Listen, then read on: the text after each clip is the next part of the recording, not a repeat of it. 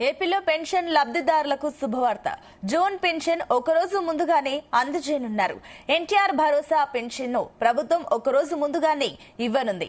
June 1న ఆదివారం కావడంతో మే 31న ఉదయం 7 గంటలకి సచివాలయ సిబ్బంది లబ్ధిదారుల ఇంటికి వెళ్లి పెన్షన్ డబ్బులు అందజేస్తారు. స్పౌజ్ కేటగిరీ కింద కొత్తగా 89,788 మందికి 4,000 రూపాయల చొప్పున పెన్షన్ అందజేయనున్నారు. దీనివల్ల ప్రభుత్వ ఖజానాపై నెలకు 35.91 కోట్ల రూపాయల అదనపు భారం పడనుంది.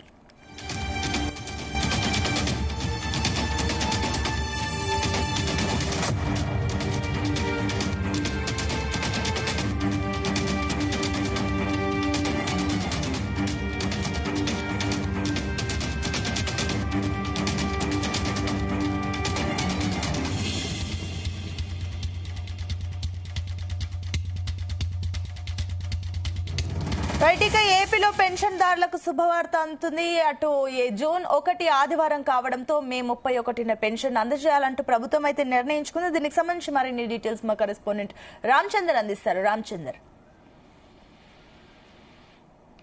తీసుకునే వారికి తీపి కబురు అని చెప్పుకోవచ్చు. నిన్న మహానాడులో సీఎం చంద్రబాబు నాయుడు కూడా ఇదే అంశాన్ని ప్రకటించారు. ఈసారి ఒకరోజు ముందుగానే పింఛను మా ప్రభుత్వం ఇవ్వబోతోందని చెప్పి కూడా ఆయన తీపి కబురు చెప్పినటువంటి పరిస్థితి ఉంది.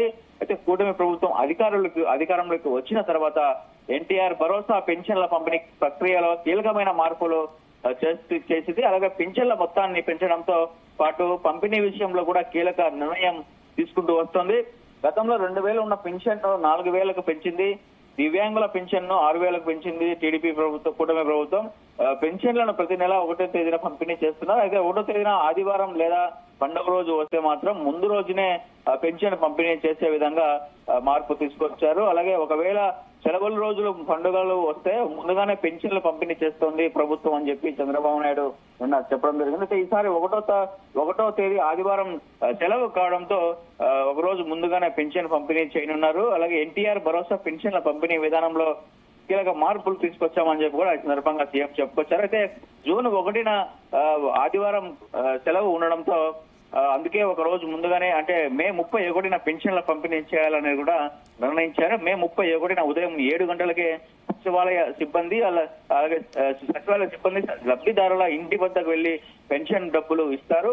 అలాగే లబ్ధిదారులు ఎవరు సచివాలయానికి లేదా కార్యాలయానికి కూడా వెళ్లాల్సిన అవసరం లేదంటూ కూడా ప్రభుత్వం చెప్తున్నారు. అయితే ఒకవేళ మే 31న డబ్బులు తీసుకోలేకపోతే జూన్ 2న సచివాలయం వద్దకు వెళ్లి మధ్యాహ్నం 2 గంటల నుంచి సాయంత్రం 5 గంటల లోపు కూడా పెన్షన్ తీసుకోవచ్చు అని చెప్పి ప్రభుత్వం చెప్తోంది. అలాగే మే 31న పెన్షన్లు పంపిణీ చేయాలి కాబట్టి దీనికోసం సచివాలయం ఉద్యోగులు సంబంధిత బ్యాంకుల నుంచి మే 30న డబ్బులు డ్రా చేస్తారు.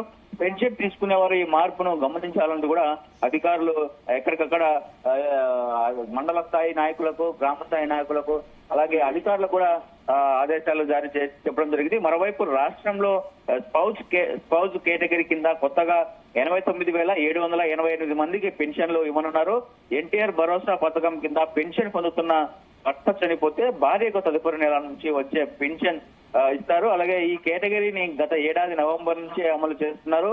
ఈ కేటగిరీ కింద లబ్ధిదారులకు 4,000 ఇస్తారు. అంతకుముందు 2023 డిసెంబర్ 1 నుంచి 2024 అక్టోబర్ 31 మధ్య ఇదే కేటగిరీకి చెందిన అర్హులకు కూడా పెన్షన్ ఇవ్వాలని సెర్ప్ ఆదేశించింది. అర్హులైన మహిళలు భర్త మరణ ధృవీకరణ పత్రంతో పాటు ఆధార్ కార్డు వివరాలను గ్రామ వార్డు సచివాలయాల్లో ఇవ్వాలని అధికారులు చెప్తున్నారు. ఈ నిర్ణయం వల్ల ఏపీ ప్రభుత్వ ఖజానాపై నెలకు 35.91 కోట్ల అదనపు భారం పడుతుందని చెప్పి కూడా అధికారులు చెప్తున్నారు. ఎట్టకేలకు ఈసారి ఒకరోజు ముందుగానే పెన్షన్ తీసుకోబోతున్నటువంటి నేపథ్యంలో అందరూ కూడా సంతోషం వ్యక్తం చేస్తున్నటువంటి పరిస్థితి. అది ఒకరోజు జూన్ 1వ తారీఖు ఆదివారం రావడంతో శనివారం మే 31 శనివారం అందరికీ కూడా పెన్షన్లు అందజేయనున్నారు ప్రభుత్వ అధికారులు. రైట్ రామచందర్.